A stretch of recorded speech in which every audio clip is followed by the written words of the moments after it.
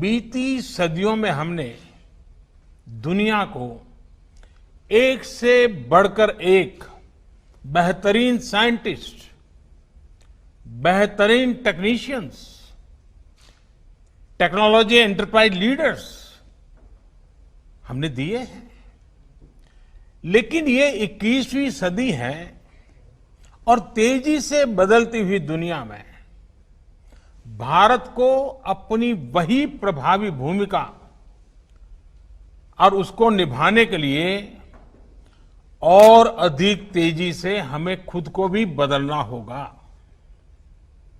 और इसी सोच के साथ अब देश में इनोवेशन के लिए, रिसर्च के लिए, डिजाइन के लिए, डेवलपमेंट के लिए, एंटरप्राइज के लिए जरूरी इकोसिस्टम तेजी से तैयार किया जा रहा है।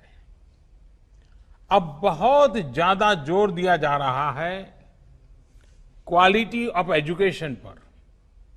21वीं सदी की टेक्नोलॉजी को साथ लेकर 21वीं सदी की जरूरतों को पूरा करने वाली एजुकेशन सिस्टम भी उतनी ही जरूरी है। प्रधानमंत्री ई विद्या कार्यक्रम हो या फिर अटल इनोवेशन मिशन, देश में साइंटिफिक टेम्परामेंट बढ़ाने के लिए अनेक क्षेत्रों में स्कॉलरशिप का विस्तार हो या स्पोर्ट्स की दुनिया से जुड़े टैलेंट को मॉडर्न फैसिलिटीज और आर्थिक मदद, रिसर्च को बढ़ावा देने वाली योजनाएं हो या फिर भारत में world class 20 institutes of eminence के निर्माण का मिशन, ऑनलाइन एजुकेशन के लिए नए संसाधनों का निर्माण हो या फिर स्मार्ट इंडिया हैकाथॉन जैसे अभियान, प्रयास यही है कि भारत की एजुकेशन और आधुनिक बने, मॉडर्न बने, यहां के टैलेंट को भरपूर अवसर मिले। साथियों, इस कड़ी में कुछ दिन पहले देश की नई एजुकेशन पॉलिसी का ऐलान किया गया है। ये पॉलिसी 21वीं सदी के नौजवानों की सोच, उनकी जरूरतें, उनकी आशाओं, अपेक्षाओं और आकांक्षाओं को देखते हुए बनाने का व्यापक प्रयास हुआ है। 5 वर्ष तक देश भर में इसके हर बिंदु पर व्यापक डिबेट और डिस्कशन हुए हैं, हर स्तर पर हुए हैं और तब जाकर ये नई नीति बनी है। ये सच्चे अर्थ में पूरे भारत को, भारत के सपनों को, भारत की भावी पीढ़ी की आशा आकांक्षाओं को अपने में समेटे हुए नई भारत की शिक्षा नीति आई है। इसमें हर क्षेत्र, हर राज्य के विद्वानों के विचारों को समाहित किया गया है और इसलिए ये सिर्फ एक पॉलिसी डॉक्यूमेंट नहीं है, बल्कि 130 करोड़ से अधिक भारतीयों की एस्पिरेशंस का रिफ्लेक्शन भी है। साथियों, आप भी अपने आसपास देखते होंगे, आज भी अनेक बच्चों को लगता है कि उनको एक ऐसे विषय के आधार पर जज किया जाता है जिसमें उसका कभी इंटरेस्ट था ही नहीं। माँ बाप का, रिश्तेदारों का, दोस्तों का, ओवरऑल एनवायरनमेंट का प्रेशर होता है, तो वो दूसरों द्वारा चुने गए सब्जेक्ट्स मजबूरन पढ़ने लगते हैं।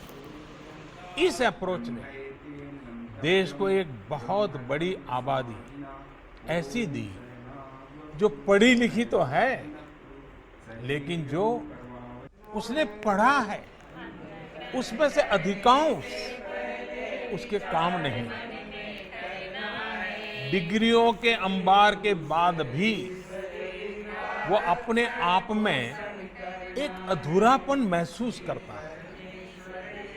उसके भीतर जो आत्मविश्वास पैदा होना चाहिए, जो कॉन्फिडेंस आना चाहिए, उसकी कमी वो महसूस करता है। इसका प्रभाव उसकी पूरी लाइफ की जर्नी पर पड़ता है। साथियों, नई एजुकेशन पॉलिसी के माध्यम से इसी अप्रोच को बदलने का प्रयास किया जा रहा है। पहले की कमियों को दूर किया जा रहा है। भारत की शिक्षा व्यवस्था में अब एक सिस्टमेटिक रिफॉर्म, शिक्षा का इंटेंट और कंटेंट दोनों को ट्रांसफॉर्म करने का प्रयास है।